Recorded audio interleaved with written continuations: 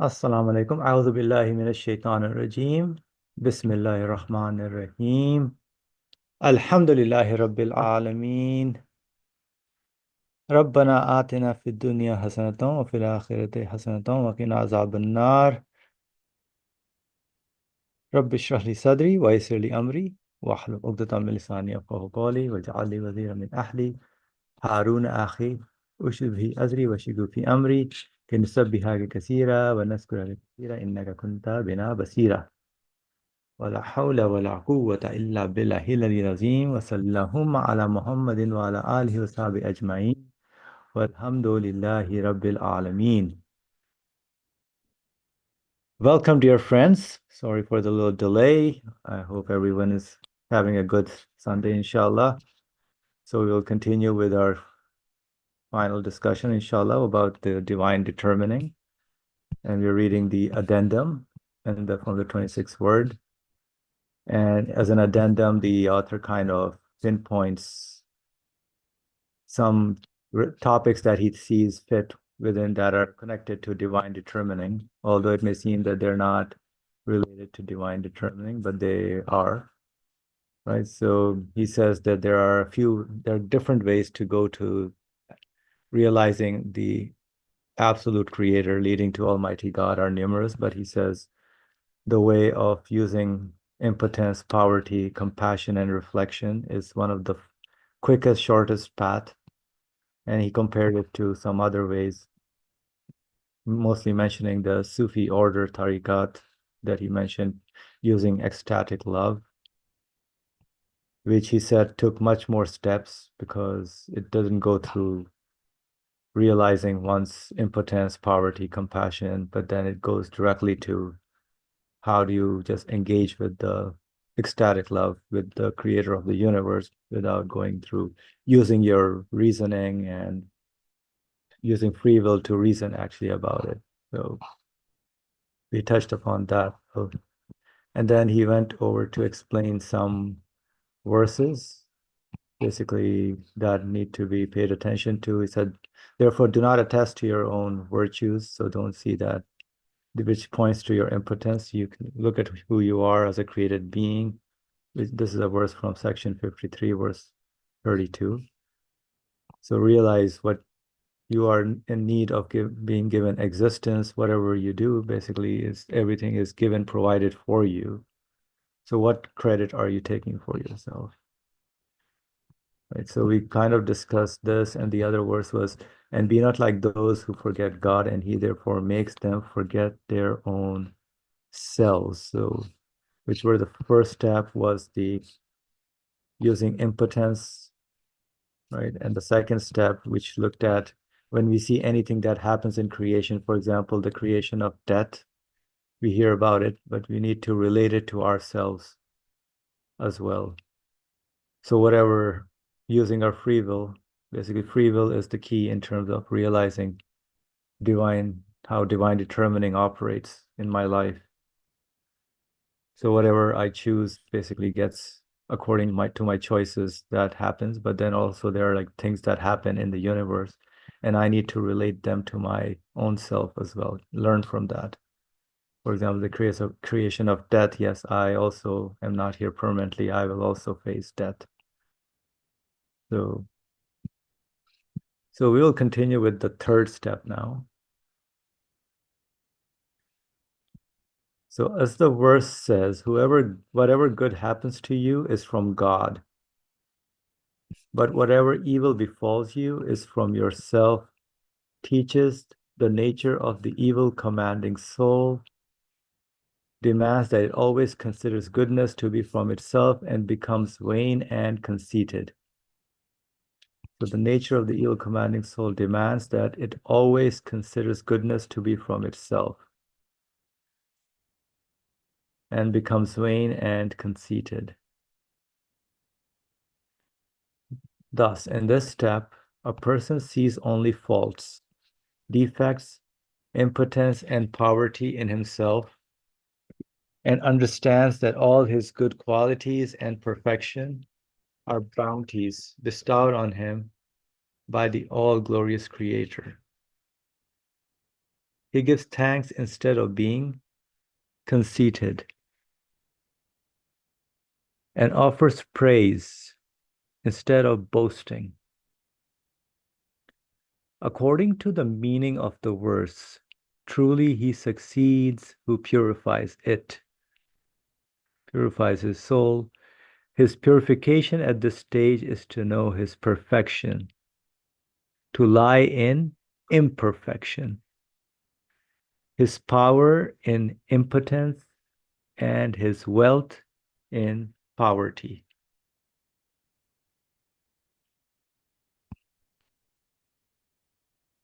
So this verse, whatever happens, good happens to you is from God, but whatever evil befalls you is from yourself. So he says to teach us what the trend of what human being kind of has to be careful in terms of how what he concludes and attributes things to, because none of the beings kind of sees whatever when somebody does something good, we think that, oh yeah, because of us, or we'd kind of played a part or role in it, but then we have to realize no, whatever is happening is from the will and mercy and power of the all wise one, to my creator. And anything basically whatever something that doesn't happen, then which I'm not happy with, yes, so look at what I did, how did I follow the order, right? Did I make the right choices?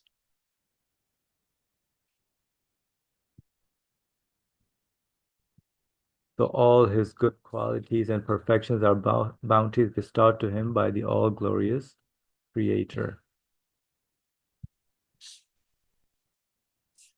So he gives thanks instead of being conceited, and offers praise instead of being proud or boasting.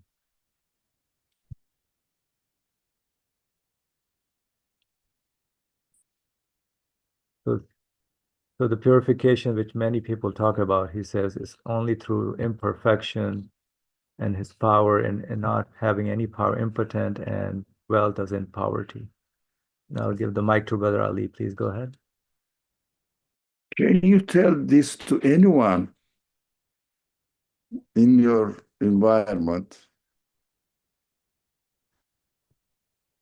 You will be, uh, if you really admit that you are imperfect, you will reach the perfection.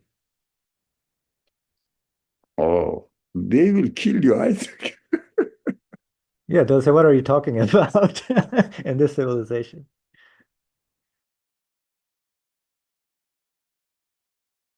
Yeah, go ahead, Brother Ali. That just I was laughing. What are we talking about? Is a complete strange idea to the civilization that everybody is living, not necessarily only Western world, Eastern world also. Try. Try for example, I don't know all your Muslim friends, maybe go to the mosque and tell them that you have to be like this. But of course, if you explain, maybe they understand, Muslims, believers may understand. But if you speak like this straight away, I think they will say, you are a very strange person or something wrong with your mind. No, unfortunately, so strange, but at the same time, so true. But if only we understand that only through our weakness, as we study the subject on Saturday morning, uh, in our 23rd word discussion, and it is very well explained there in detail how one can really gain strength through his weakness. Practical examples explain it. Otherwise, it is so summarized here so concisely, difficult to understand. But after studying the 23rd word, inshallah, it is easy for you to understand.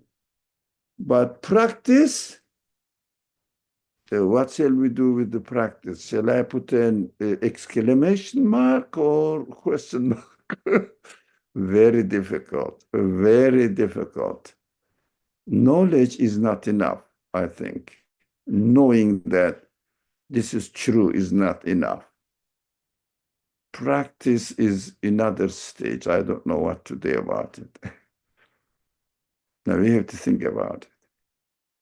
Yeah, and also the use of the word purification is very different in terms of how the society kind of tells it. Even the Muslim scholars, how they share what purification is. I mean, I never heard this from anyone about purification, going through your realizing your imperfection. That's where like per perfection lies in your knowing that you are in your imperfection. In terms of, yeah, you need everything from the existential perspective. And whatever you have, power is nothing but given to you, and you're needing it. Anytime it can be taken away. Same thing with the wealth, anything that is just a gift that is given to you. So in poverty lies your wealth. These are very strange ideas. Just wondering, anybody else heard any of purification mechanisms other than this or something else? I don't know. The shuyukh tell about purification in different terms, not like this, in the negative way. Doing some actions, of course, it needs to be done, but at the same time, while we are even doing the actions, we have to be aware that this is just the purification in worship of Buddha, ibadat, presenting our poverty, our imperfection, our impotence, and through all this. We have to understand that all these uh, positive activities we do while we are in one way or another obeying the Sharia, or obeying the rules, we have to realize this, that while obeying the rules of Sharia, I am declaring my imperfection, impotence, and poverty before my Creator Allah, God.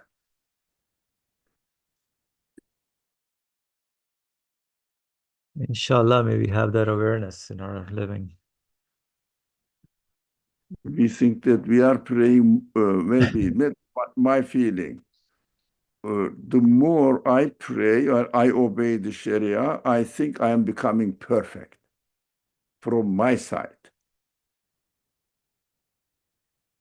I mean, I should do the same thing, but I need to be conscious of what I am doing, which means essentially I am declaring my imperfection to God, a neediness to God, impotence uh, from my side, acknowledging Him as the source of everything, all perfections. Of course, if we take this step positively, it will extend into our understanding of the creation of other beings as well. But if we don't follow what it is advised here, it will extend into our understanding of the creation out there in the world. We will reflect, extend our understanding and reflect on understanding of the other creatures. So we have to start from the center. If one says, for example, if one says the universe or the things have their own potential power to do something, even God gave it to him, to them, doesn't matter. Still, it has the potential power. So if someone says this, we will understand that the source of the problem, not because he doesn't understand how the universe is being acting or being created, but he doesn't want to admit his impotence, his imperfection, his poverty, his neediness. That is why he extends it. on the other creatures.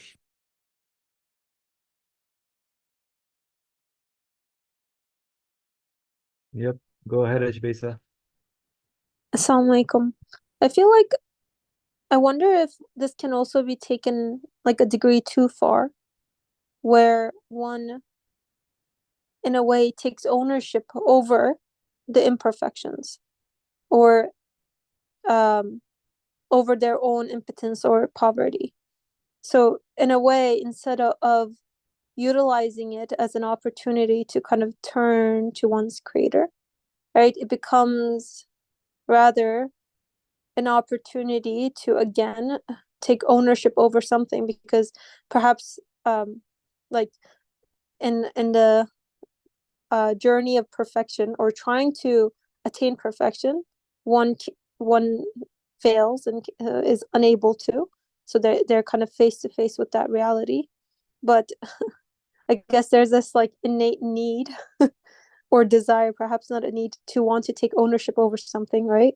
So instead of that, taking ownership over the impotence. And I think it can get a little tricky here because then, in a way, like with that worldview, then there's a sort of a passing of a judgment in the sense that I am impotent and I am poor and I am needy, but I own these imperfections as if almost like, and there could be different, I'm just kind of thinking out loud here, but it could be like a self-defense mechanism as well, as if to protect oneself from having to face uh, the the reality that I don't truly own anything, even the way in which I am created, my own createdness, right?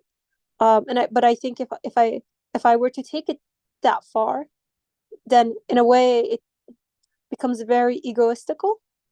And I think there's also a lens of like hopelessness because then it's like, oh, like it could go to a realm of I'm beyond repair or I'm beyond help. Like I'm so poor, not even God, the absolute can help me. Kind of like this sense that because I'm taking ownership over that state, I guess. Um, so I think like what I guess I'm kind of thinking out loud, but I feel like it can kind of go too far depending on how one goes about it. And I think in kind of um, alleviating the burden of that which is good from oneself and kind of coming to face with the my own createdness, I need to also be mindful that the way in which I'm created is also created, right? I am not the creator of the way in which I find myself. So turning the way in which I find myself to my creator, as well as yeah, as well as all of the states that I find myself in.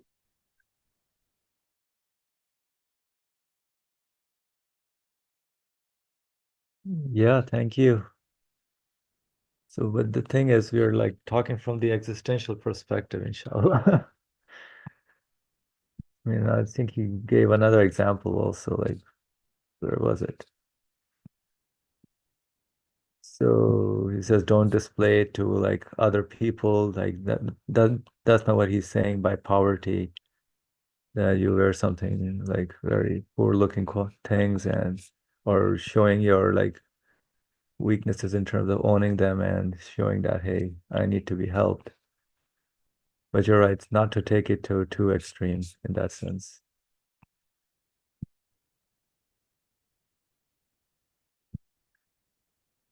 And sorry, I'm just jumping in. And I do think that there's a reality of, preserving the human honor, right?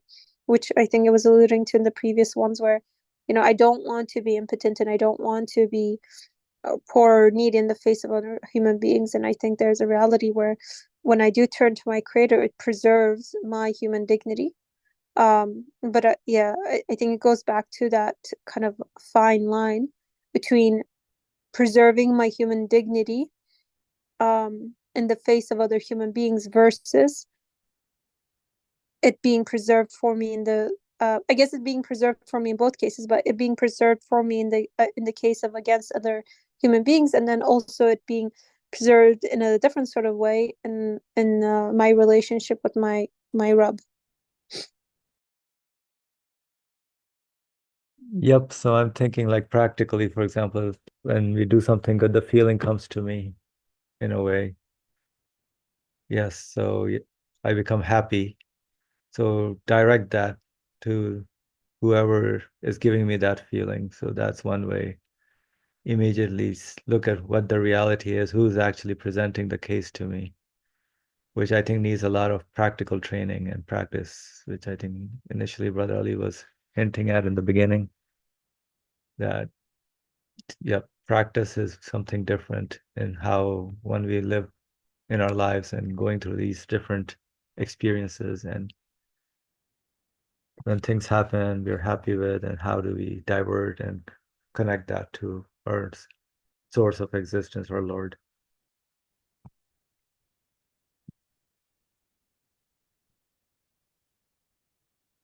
Any other thoughts on this, or we can move on?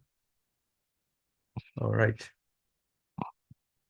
So the fourth step is as the verse, everything will perish save his countenance,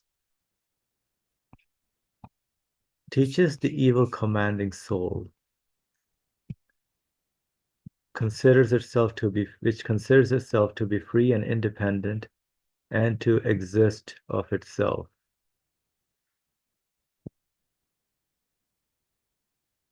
Because of this, man claims to possess a sort of dominicality. He harbors a hostile, rebelliousness towards his true object of worship. Thus, through understanding the following fact, he is saved from this. The fact is this: according to the apparent meaning of things, so the apparent meaning of things is which look to each thing's itself, basically. That's what the apparent meaning is. So that could be me as well, as such ways I was pointing out in a way that it seems that way, in a way that, yep, the thing is doing it. For example, the particle is acting by itself, it seems it's apparent. So everything is transitory, lacking, accidental, non-existent. But according to the meaning that signifies something other than itself, and in respect of each thing being a mirror to the all-glorious Maker's names, and charged with various duties, each is a witness. It is witnessed and it is existent. Each is a witness, it is witnessed, and it is existent. The purification and cleansing of a person at this stage is as follows. In his existence, he is non-existent. And in his non-existence, he has existence. That is a very weird phrasing. In his existence, he is non-existent, and in his existence, he is non-existence. He has non-existence. That is to say, if he values himself and attributes existence to himself, okay, so this is much clearer. He is in a darkness of non-existence as great as the universe. So by valuing oneself, becoming proud, being a good person, thinking that person himself is a good person, values himself and attributes existence to himself. He is in a darkness of non-existence as great as the universe. Let's think about this. Is that the case, that once we attribute existence to ourselves, is there that darkness that we feel, that huge darkness in our non-existence? Because temporarily, yes, it may appear that way, but then in reality, and nothing can be attributed to themselves, none of the qualities. That is, if he relies on his individual existence and is unmindful of the true giver of existence, He has an individual light of existence, like that of a firefly, and is submerged in an endless darkness of non-existence and separation. But if man gives up egotism and sees that he is a mirror of the manifestations of the true giver of existence, he gains all beings and an infinite existence.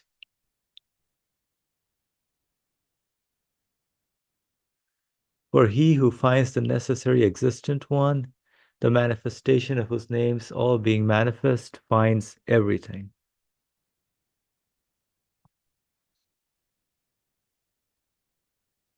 So this is basically how he's relating the verse, everything will perish save his countenance. Basically looking at the qualities in the universe, if we see that if they're belonging to the things themselves, then that is a problem, right? Because everything is transitory, lacking, changing continuously.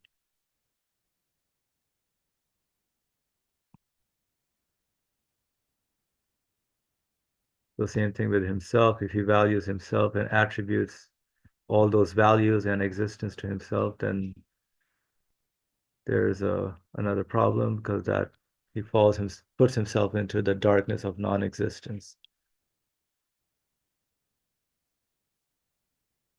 All right, any thoughts on this, or what does gains all beings mean? Infinite existence. So if it's given to the true giver of existence, then each being basically becomes meaningful and gains infinite existence for all beings. He gains for all beings maybe an infinite existence. Brother Ali, please go ahead. That points also the point both on H. Beyzan Feriha now raised here attracted my attention. We have to pay attention that this is the summary of many things studied before in the book because this is the 26th word. We shouldn't forget that. A person who reads this summary is supposed to learn or educate himself through the previous sections of the book. But still, as it is written and presented here, we have to understand that this discussion here is only taking place me and my creator relationship. In order to understand this aspect, we should, last week also we mentioned about this point. We are reading the addendum to a section of a book which is called Divine Determining. Now, we kept mentioning that divine determining is studied only from one perspective, which is irade-i cüz'iye, human free will, and God's absolute free will, relationship. So addendum must be read within this context. Me, how I see my own existence, and the source of existence of the universe. Like the example in the negative sense, the sentence said here, no, if he thinks that he exists, in bracket, exists by itself, without the creator, then he is in darkness. But darkness of non-existence as great as the universe. It's very simple to understand.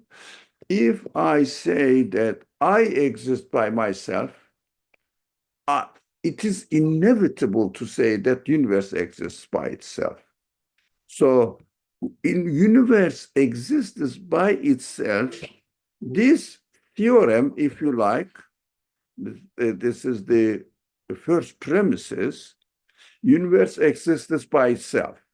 Therefore, I am a part of the universe. The result is I exist by myself. But the subject is studied here from reverse. I exist by itself. So my existence takes place within the whole universe. Therefore, the whole universe exists by itself. The same mentality is going on. But in order to understand this, as I think H. Perez emphasized on the importance of don't use this reality of your existence to be applied between the relationship with you and the rest of the creation or the human beings, other human beings. Simply put in the text before, don't show it to, as Asim pointed out, don't show your poverty to people. It is just misunderstanding the subject. Poverty before God. What does it mean in terms of divine determining? I think I understood. If I close my eyes, all the existence of the universe becomes unseen for me or nothing for me because I'm not communicating with it as far as my eyesight is concerned. So extension, because we cannot isolate our existence from the rest of the universe. All our feelings directly into relationship with the whole universe. We are reciprocally communicating with our existence with the universe. So if there was no atmosphere, there was no water, there was no soil, I would now exist within the conditions of this order of the universe. So we understand this. So how about the relationship, this subject with the divine determining? If I say my free will exists within myself and I am the owner of it, it means source of existence of my free will, then there will be no way to admit that divine determining is deciding about everything. So I am just rejecting the interference of the divine determining in my relationship with the universe. So that is what we have to expand it and see it. Why we should read this text that we are studying and even the following text, conclusion part. These are the summary and very precious parts, actually. We have to only read it in terms of me and the creator relationship, because the divine determining is essentially nothing but the relationship between my free will and divine free will. It means creator's absolute free will. This relationship helps me if I understand that my free will is created to me and given to me the opportunity. In order to what? In order to communicate with my creator, to ask him to create what I need. Look, impotence came in now. My poverty is declared here. I cannot create it. Please, you create it to me. I obey you. I obey you. How I should practice my free will to obey the way he creates, so that as a result of my obedience, the creator of the universe uses his absolute power to create the result for me. But if I say, I create by my own free will, then I am not declaring my poverty. And what I end up with Adam, non-existence, Adam in Arabic. So in non-existence, what does it mean? I cannot create anything. I mean, did it help you to connect with this addendum with the Kader Risale, the Kader subject we studied? So we understand. If I say, I am the one who is not choosing, creating while I am choosing. Creating, I get nothing. I cannot create anything. It means even the kafir uses, the deniers use their free will, claiming that they are the one who's creating it. But in fact, God's promise, if you use your free will by obeying my way of reading, my creating, sunnatullah, I will create it. That still God creates what he imagines that he is creating. That is why his imagination has no base. That's what we are learning here in the third step and the fourth step. I think we can communicate, we can understand it, that we cannot apply what is taught here in this section to our relationship with other people or other things. So we have to read it within its own context. Inshallah, thank you. So connecting my free will with God's absolute free will is what we are kind of working on. How do we understand that? Inshallah. So conclusion. So the four steps which we went over, third and fourth today. Oops, sorry about that. The four steps in this way of impotence, poverty, compassion, and reflection have been explained in the 26 words so far written, which are concerned with knowledge of reality, the reality of the Sharia and the wisdom of the Quran. So here we shall allude briefly to only one or two points as follows. Indeed, this path is shorter because it consists of four steps. When impotence removes the hand from the soul, it gives it directly to the all-powerful one of glory. Whereas when the way of ecstatic love, the swiftest way, takes the hand away from the soul, it attaches the hand. So this ecstatic love attaches the hand to the metaphorical beloved. Only after the beloved is found to be impermanent does it go to the true beloved. So in this paragraph, I see is again bringing up the ecstatic love, I think the Sufi kind of understanding or way. So he says, okay, yeah, when impotence, removes the hand from the soul. So I don't take ownership of it, or the qualities are not coming from me, but they belong to an absolute source of existence. So I directly go to the all-powerful one of glory through, as we've been discussing in those four steps. But then he says, whereas in the ecstatic love, he still calls it swift way, takes the hand away from the soul. So it also takes the hand away from doesn't take ownership of it.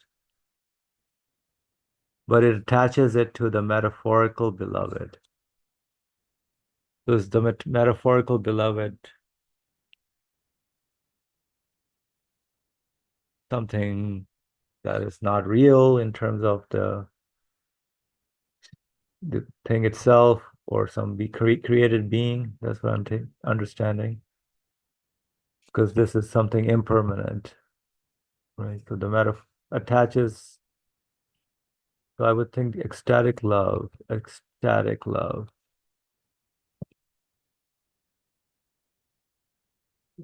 attaches the hand to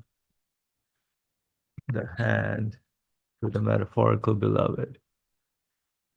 Is this understanding correct? And then only after the beloved is found to be impermanent does it go to the true beloved.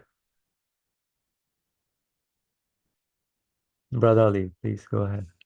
This is a difficult subject, and I have been trying to understand why Nursi makes the comparison between, if you like, his method of understanding and Sufi tradition. No, he tells Tasawwuf tradition. What is the connection? And there is a brother here, inshallah. I'm loudly speaking to share this question in my mind and my inclination, and see what you all will say, including our friend here. Now, in Sufi tradition, generally what is advised here, either in somebody is really not the simple tariqah followers, practical tariqah followers, if he really knows what tasawwuf, fundamental understanding of tasawwuf or belief in tasawwuf way of understanding, it takes the existence of the universe almost next to the non-existence. Almost. Just the great scholars, tasawwuf scholars, try to convince people that this universe is not reliable at all. It is next to nothing as compared to the creator. And the real existence of the creator, the universe is shadow. Shadow means nothing, almost, yeah. But shadow is shadow, but, existence-wise is nothing. So this attitude, if it is not well digested and well thought about the purpose of this ideas or this method, Sufi tradition, if it is not really well understood, as it is generally practiced by the people, we can call it the practical tariqah followers. They hear this result of a great scholar's, let's say, 40 years of reflection, the results of reflection, the results of 40 years of reflection. He uses the word now. He says, I'm nothing. But it is excellent, isn't it? And the nurse says, no, be careful.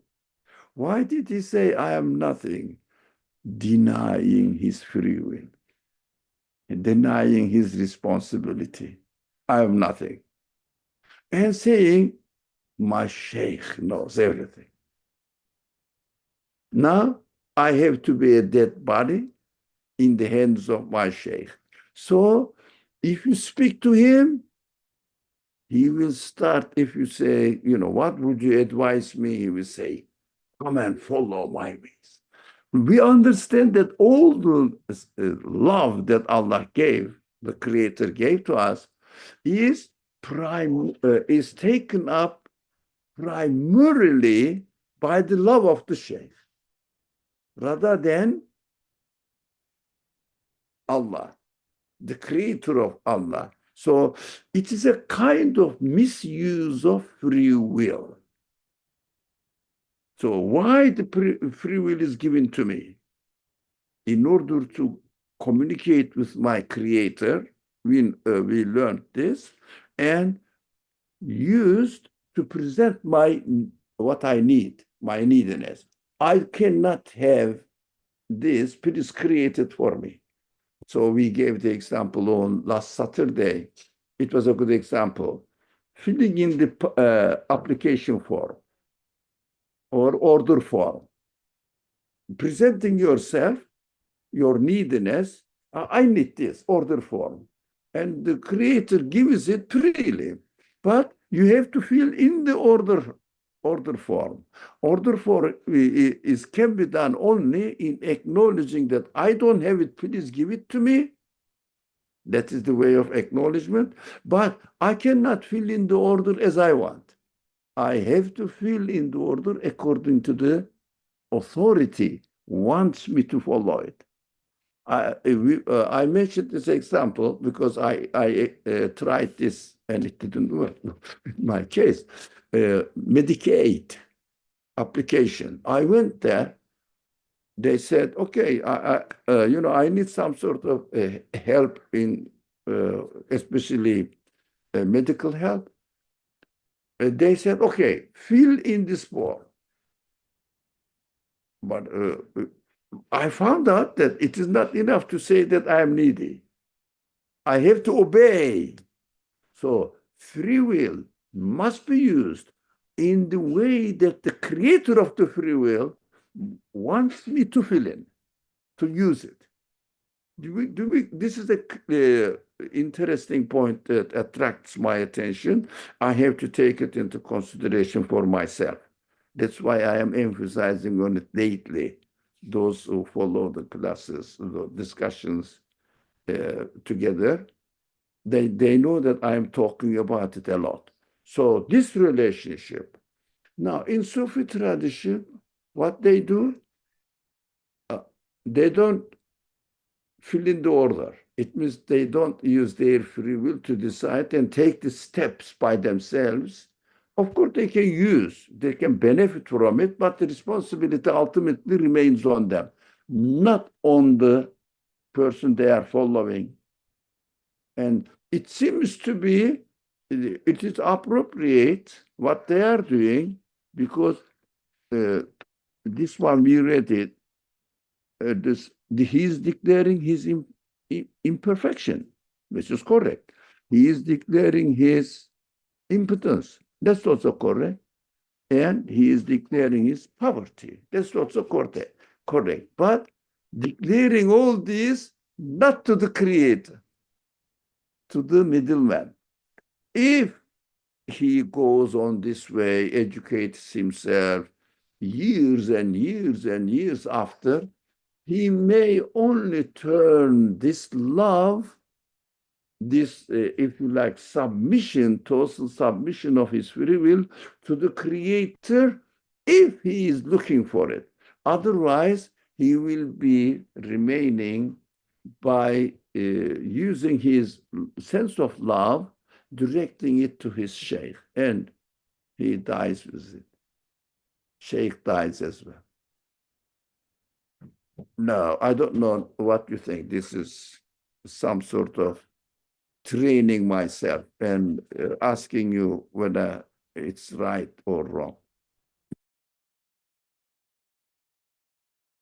So one thing I noticed, like the individual responsibility that individuals have is lacking in a way for the Sufi tradition, or that's one thing I kind of like last week also we mentioned about the middleman in a way, and then the individual responsibility kind of is handed over to the middleman. But is that the case really in the Sufi? Don't they like say, okay, I'm nothing, but I mean, don't they recognize instead of going to the middleman directly to their creator? I'm not sure, but Now,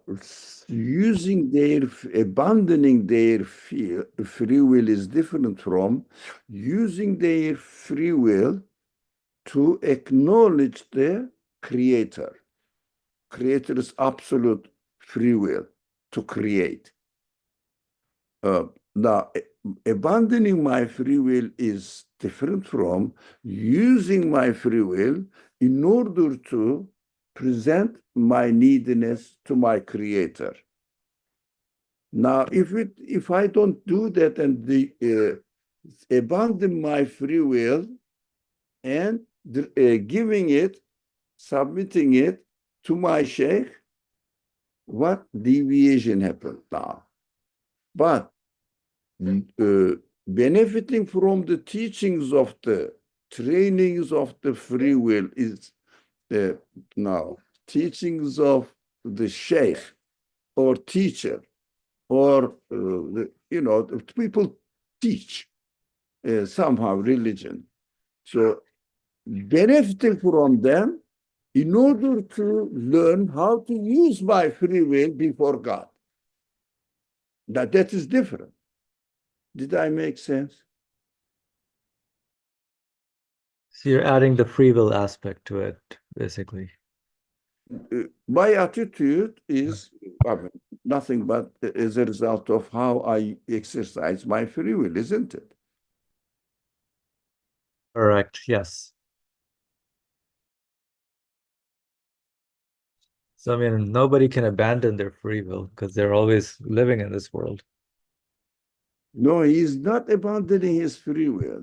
He is submitting his free will not to God in his relationship with the Creator, but in his relationship with the Sheikh. What Sheikh says, he uses his free will to do what he says,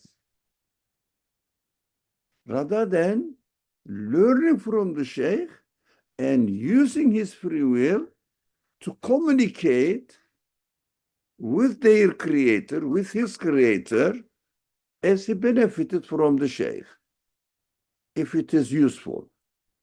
No, most of the Sheikh says something useful. We cannot deny that. But depending on how I appreciate it. For example, a great scholar says something. My heart is full of the great scholar, love of the great scholar, full of love of the great scholar. But I should never forget that this great scholar is created by God. His knowledge is given by God, and the source of every virtue he has is created by God. So I have to utilize it and benefit from it and use it by using my free will in order to communicate with my creator in the best way or in the better way. Does it make sense?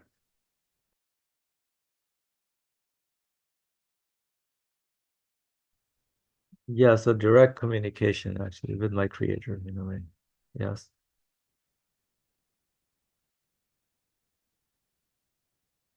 Let's see, there's a comment. In other words, submitting her free will to a saint or a sheikh versus the creator is the distinction being made between most Sufi traditions versus direct path of prophethood. Correct.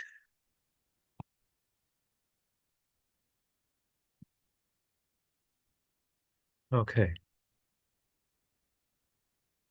Any other thoughts or comments? So I'll continue. So the author says also this path is much safer because the ravings and high-flown claims of the soul are not present on it. So the one using impotence and poverty, for apart from impotence, poverty, and defect, the soul possesses nothing, so that it oversteps its mark. Any little gap or giving any small thing that would entail overstepping the mark of what or the reality of the soul or the being or creation. What do you understand from high flown claims? What do you understand from it? High flown claims maybe the ones he's saying there's no existence but he, or like some things like my existence doesn't exist or everything is God's existence. So like you said about like after 40 years of studying, they say, okay, there's nothing but God's existence. So that's something I would think as a high flown claim. Now, I'm going to the meaning of the word I have written here, talking wildly, talking with extreme enthusiasm. So it means, again, because of this method of educating oneself, result said this kind of gives the fruit of this kind of attitudes. Again, I would take it in terms of free will and absolute will relationship. When somebody is really ecstatic in an ecstatic position, he is not really using his free will consciously. So that is also the weakness of the Sufi tradition, because encourages people to be at this stage. Now, our friend here wanted to say something. Gave up? Okay.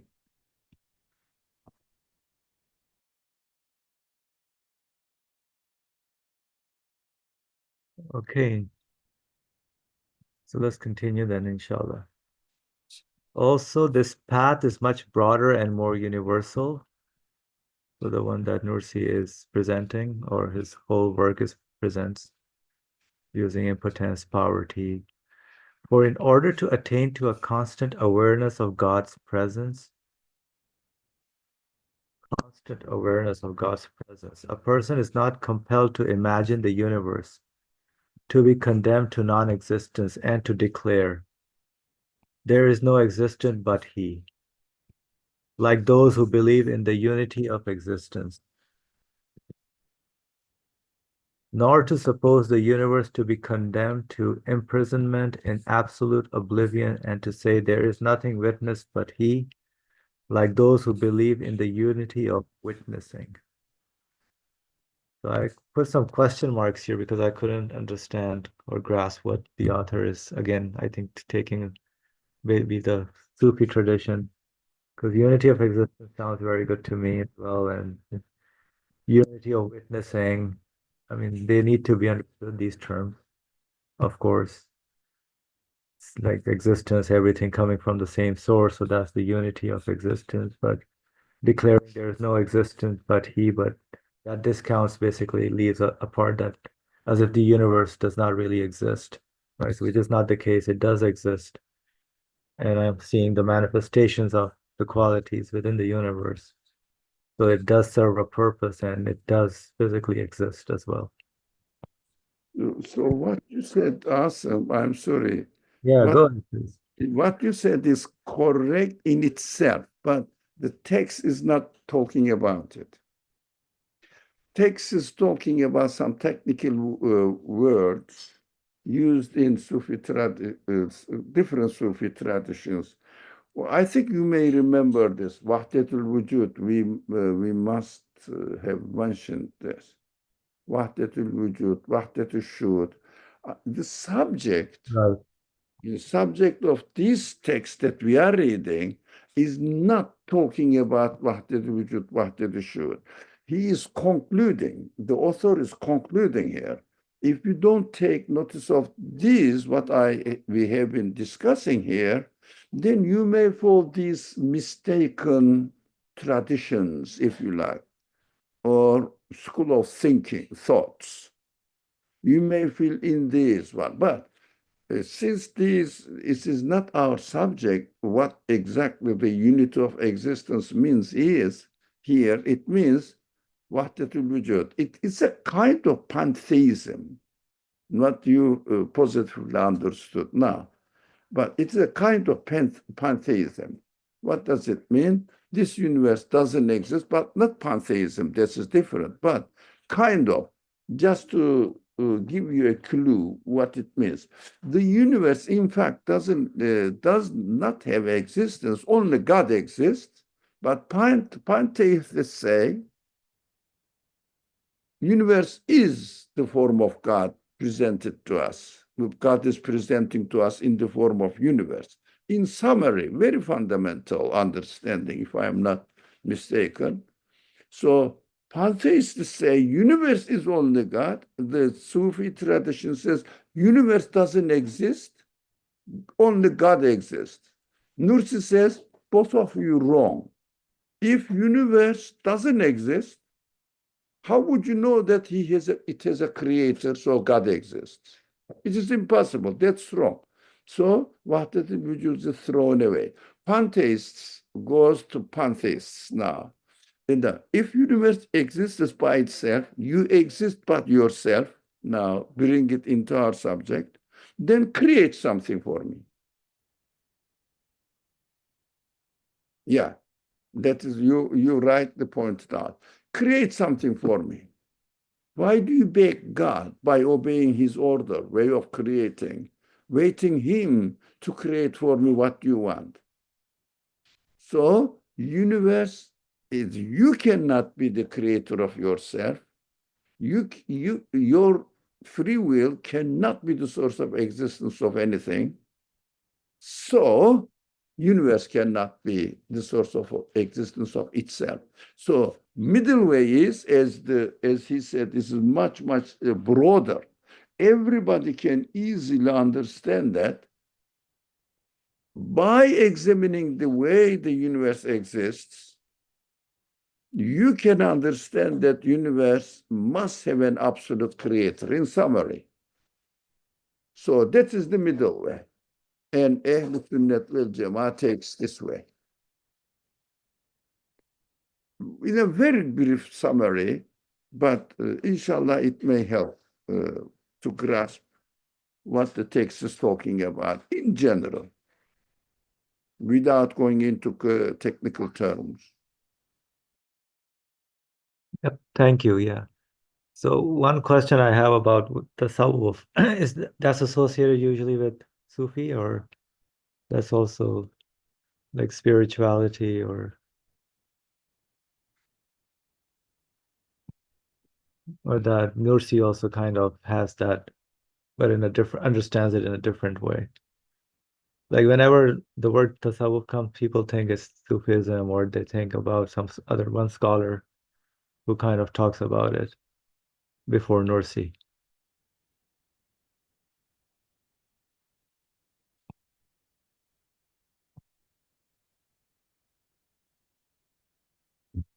Is the question clear? Like tasawwuf, is that also one of these terms that is kind of high flown, or It is also ecstasy. What istighraq? like Istighraq. ecstatic love, kind of that kind of term? Ecstatic love. Istighraq, it means using his free will and speaking nonsense I see.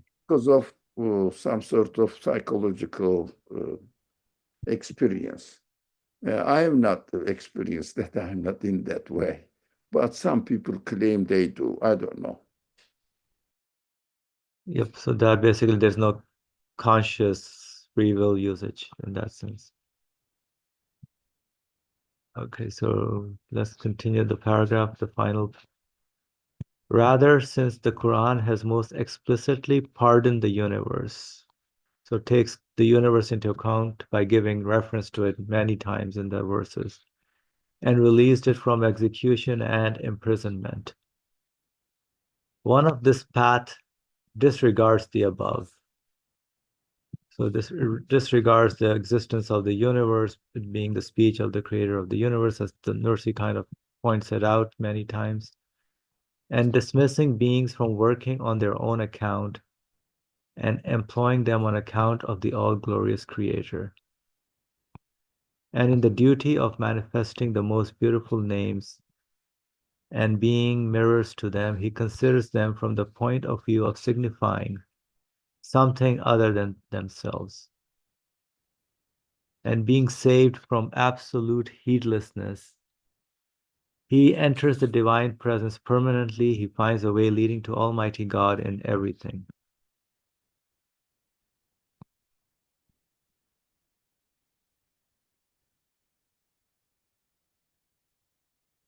So the importance of the existence of the universe and what it conveys. So that's how we can use our free will and consciousness. All right, so in short, dismissing beings from working on account of other beings, this way is to not look at them as signifying themselves.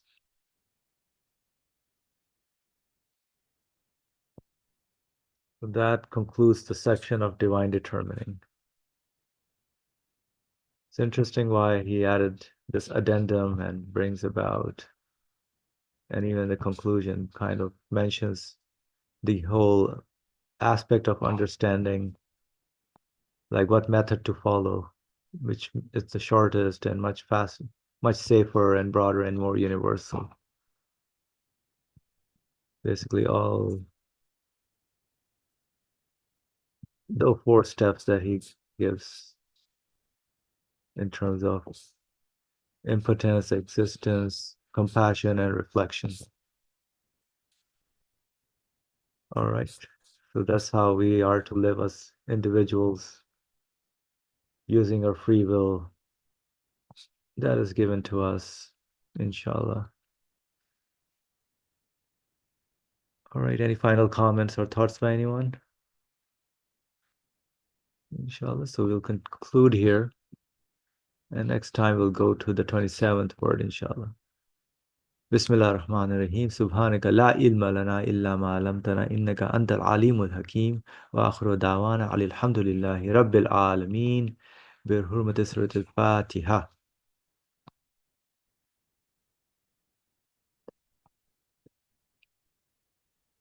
Thank you, everyone.